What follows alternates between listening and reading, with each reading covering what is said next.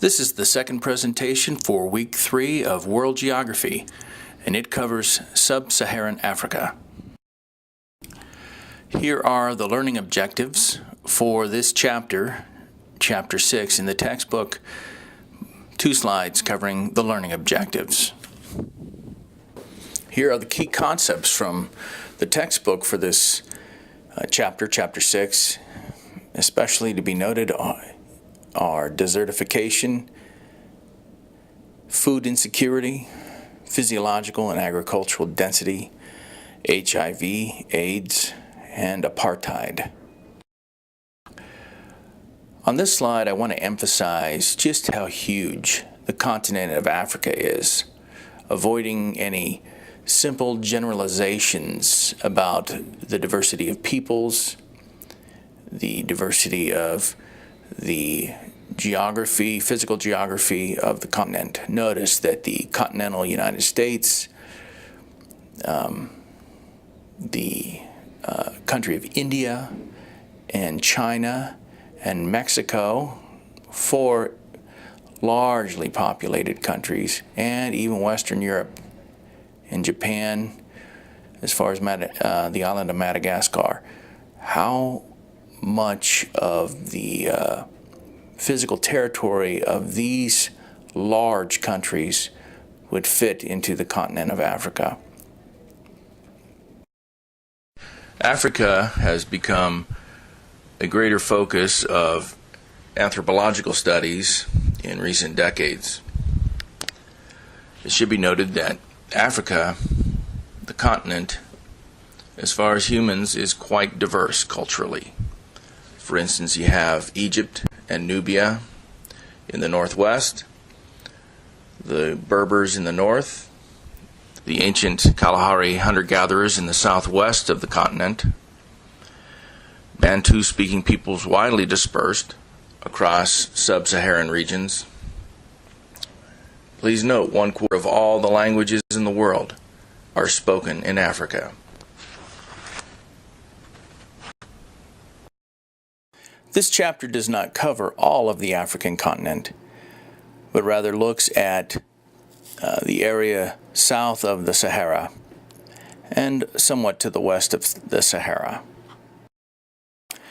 Here's the map from page 241 in your textbook, and you can see running from west to east the Sahara Desert at the northern part of the African continent, and the countries that are part of that region, especially the northern part, are associated with the Middle East, whereas to the west of the Sahara and south of it are the nations of the Sub-Saharan Africa. Sub meaning below the Sahara Desert, to the south of it. On this map, you can see the western nations on the west coast. Especially notable is Nigeria, which is the most populous nation on the continent of Africa. And then all the way down to the Cape of Good Hope and South Africa. And then going up the east side from the south, the east side of the continent, you see the very large island of Madagascar. And continuing up the coast, the east coast of Africa, we come to Kenya, and you'll note it says the Great Rift Valley. It's a north-south rift valley that goes quite a ways up the continent of Africa. And going up a ways, we then encounter Ethiopia and Somalia at the Horn of Africa. Right in the middle of the continent is the Congo Basin, the Great Congo River. Right at the equator is the Congo Basin. Pictured here is a representation of subsistence farming, which is quite common in sub-Saharan Africa. Subsistence farming is farming basically enough to feed one's family. As the book notes, what is often farmed are grains such as millet and sorghum, rice, and even corn, and some other crops, including yams. This should be kept in mind when we talk in a couple of slides about the nature of the soil for farmers in Africa. Africa has been called the plateau continent because of the nature of the geological lift that has occurred. Higher plateau geology can be found in the more eastern and somewhat southern parts of the continent, and thus it's a little cooler, a little more moisture in places such as Kenya and Zimbabwe. In the southern part of the continent is the Great Escarpment, which is where a plateau ends, and you have a picture on page 243 of the tremendous Victoria Falls on the Zambezi River. Mount Kilimanjaro is a volcanic mountain and is the highest mountain in Africa at 19,000 feet. The Rift Valley is where, in a sense, Africa is coming apart geologically. The eastern part separating from the rest of Africa. And one can see in the areas of Burundi and Tanzania and Malawi these slender from the perspective of the map, but quite large, but slender lakes forming. Thus, the Rift Valley is a desirable place for people to settle due to water. Africa is difficult agriculturally, except for the volcanic East African Rift Valley, which we noted on the previous slide. That is from Ethiopia to Zimbabwe. There's fertile soils, and this valley contributes to the Nile River zone. Much of the soil of Africa is lateritic, quote, high in salt and iron content, and notoriously short on nutrients and vulnerable to erosion. Due to its difficult soil outside of the Nile Rift Valley regions, much of Africa does not produce the surplus needed to create large civilizations. I had noted, as your book does, the subsistence farming that is so common. Continued reliance on game, but also herding and the subsistence farming can be found.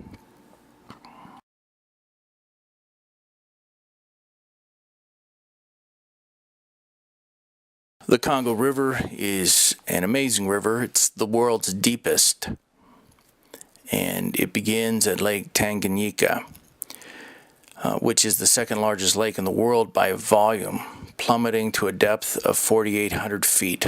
That's almost a mile. It is from this water system that so many cichlids of tropical fish interest originate.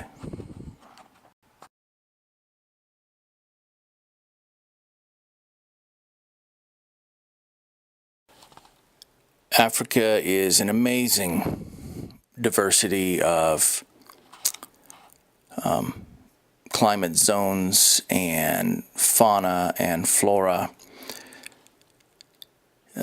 from the tropical forests of the Congo Basin to the savannas, those grasslands, to the deserts. It is a very diverse place. Sub Saharan Africa, like so many of the continents of the world, faces its own environmental issues. Among them is desertification, where it's not the expansion of a desert really, it's conditions, whether brought on by humans or otherwise, create a desert environment. Deforestation is also a problem, as is preserving the great wildlife, the megafauna, the large animals of the African continent. The Sahel is an interesting zone that runs along the southern part of the Sahara, where it's very dry, but in very ancient times, before historical times, many thousands of years ago, this was a very wet area, and what developed along this band that is now so dry was actually an aquatic culture that relied on the water. This is post-Ice Age. At one time, the Sahara used to be green, and we find evidence of that simply by noting that in dry parts of this, certainly one area of the Sahara, pictures of giraffes were found. But anyway, the Sahel is this band that runs along the southern part of the Sahara, is subject to drought, but once was a thriving aquatic culture area.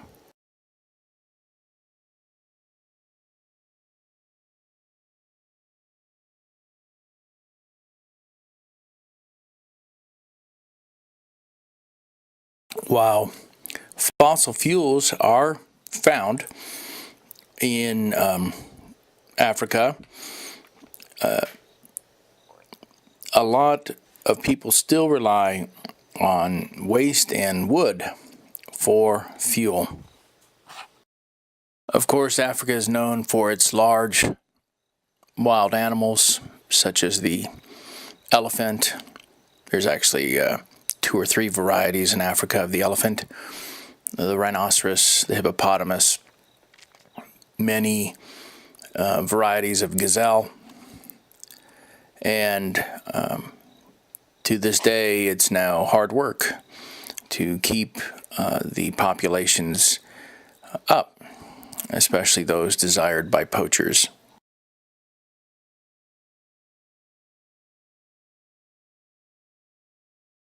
With its difficulty in growing food and desertification and other issues, food insecurity is a problem in parts of Africa.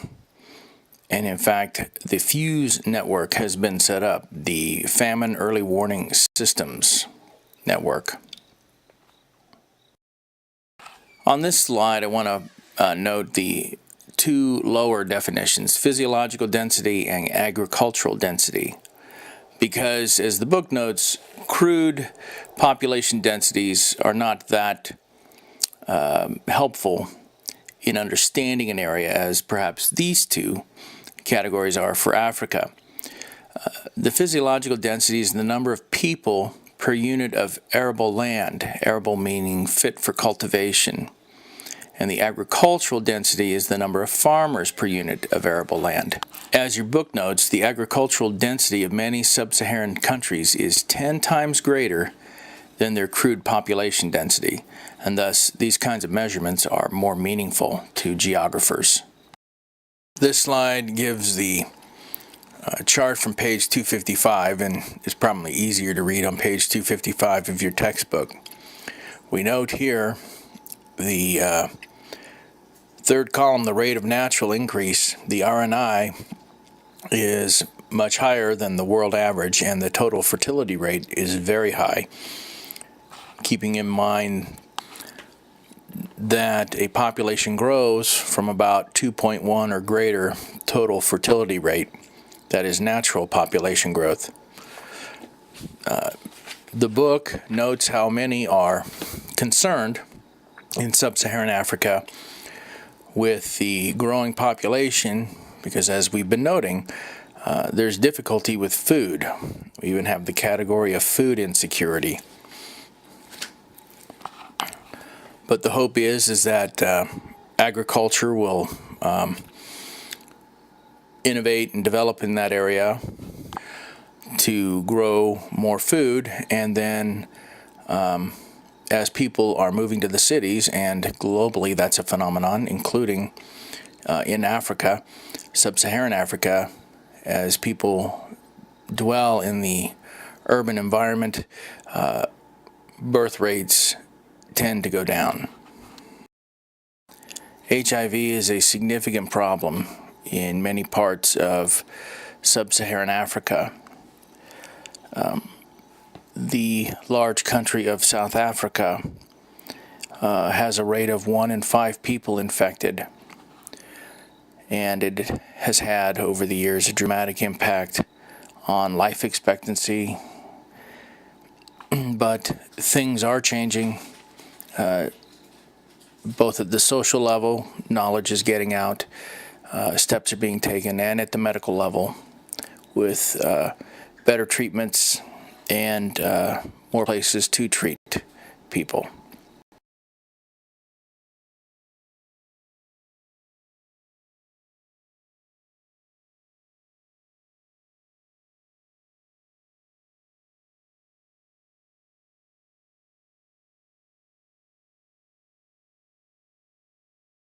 This slide notes the infamous policy of apartheid that went on in South Africa until it was ended officially in 1994.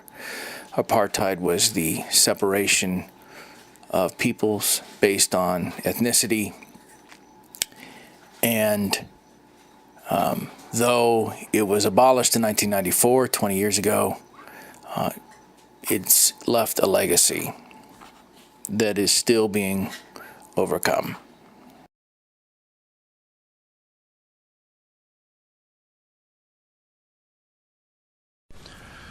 There are 3 main language groups, supergroups, in Africa.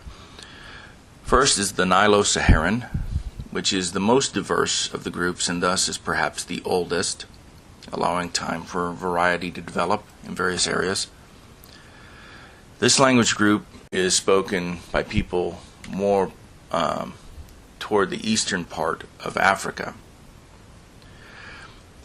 They seem to be associated with what at one time was an aquatic civilization from about 8,000 to 2000 BC. Recall that 8,000 BC must be a few thousand years after the end of the last ice age.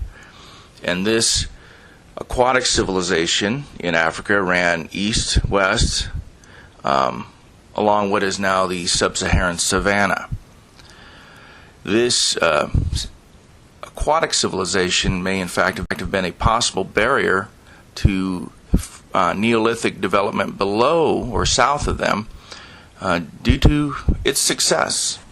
It was a successful economy.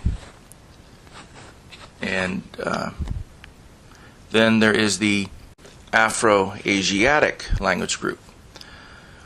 This language group lacks early agricultural terms and includes the Berber languages, the Hausa of Nigeria, Egyptian, which we later know also as Coptic, and the Semitic languages. Yes, Egyptian Coptic is related to Hebrew and Akkadian.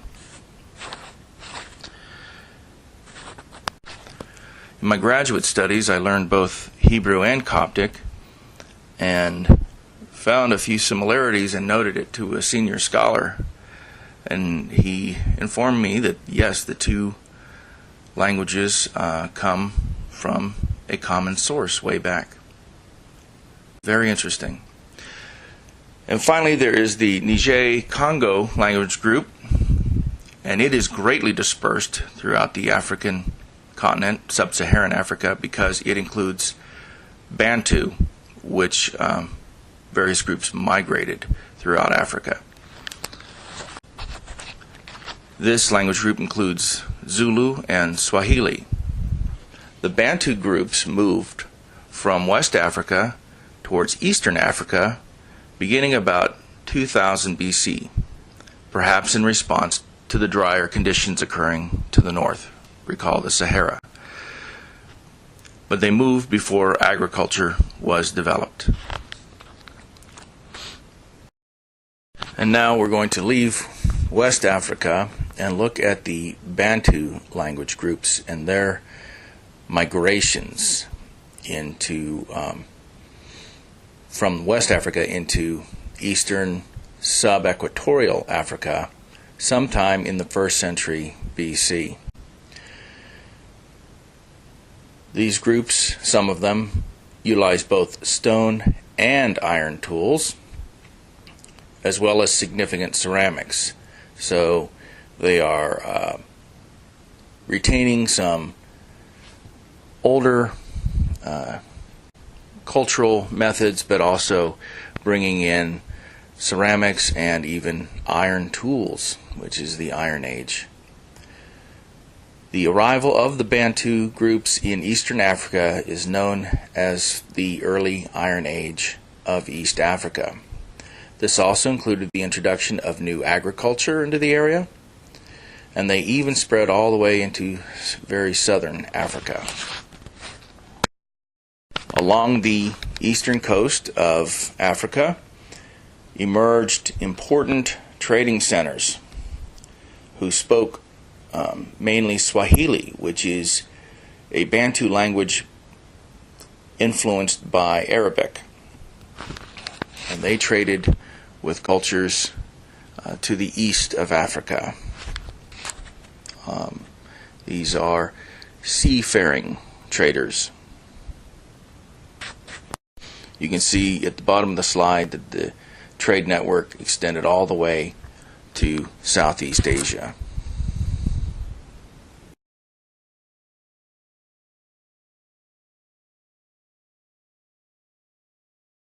Christianity early on took root in Africa, very early. We know of Apollos from Alexandria, who's mentioned in the book of Acts. Alexandria was the intellectual center of the Roman Empire, and it was in Egypt. The writer of the second gospel, Mark, is said to have spent his last years in Egypt.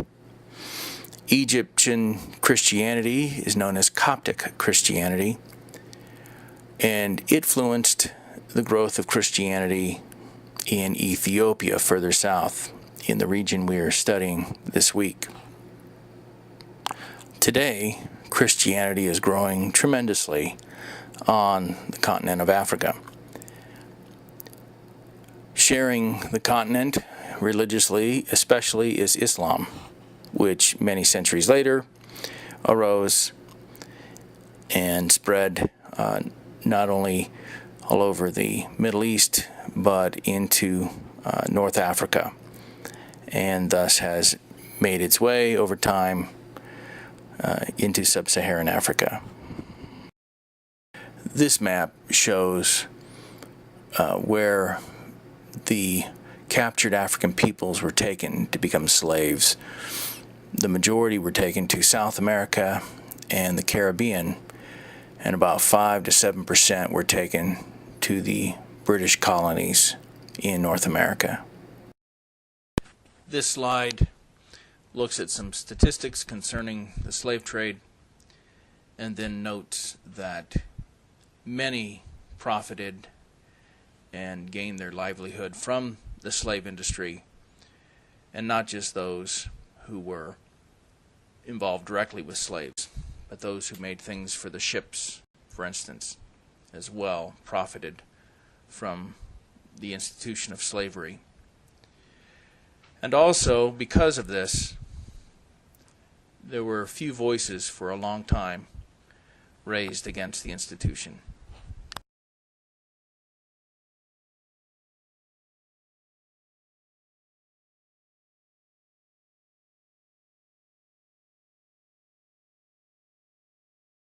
This map shows some ancient kingdoms and influential cultures going back quite a ways, and I'm glad it's here.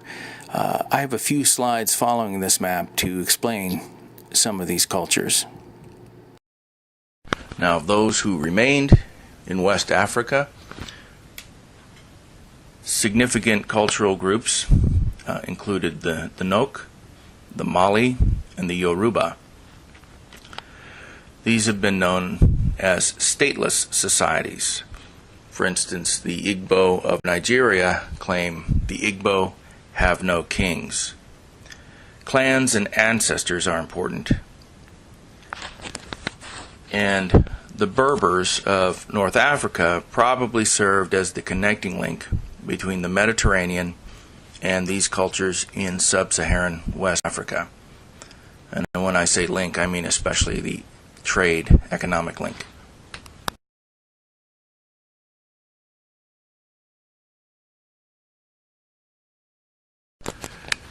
Around the beginning of the 5th century AD was established the Kingdom of Ghana, located in Western Africa,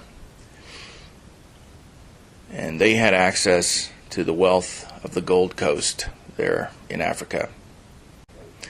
And it was the Berbers, again, as the connection, who took that wealth north to the Mediterranean Sea and into the markets there to spread throughout the Mediterranean superculture.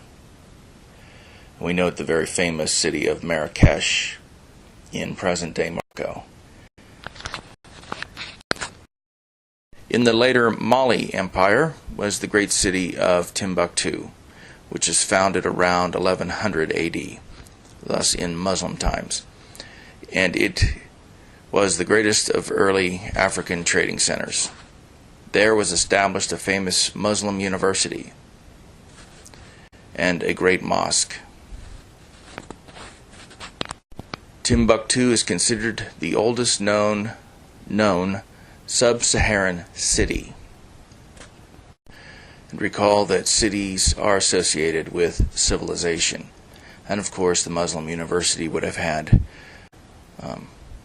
writing, and so all that you need for a civilization is here at Timbuktu. The present mosque, by the way, is the third on the same site. So we can draw an analogy with the Mesopotamian temples and ziggurats, which were continuously built one on top of the other on the same site, thus the concept of sacred space. The famous King Mansa Musa was an advocate, a strong supporter of the Muslim religion, and you see his dates there.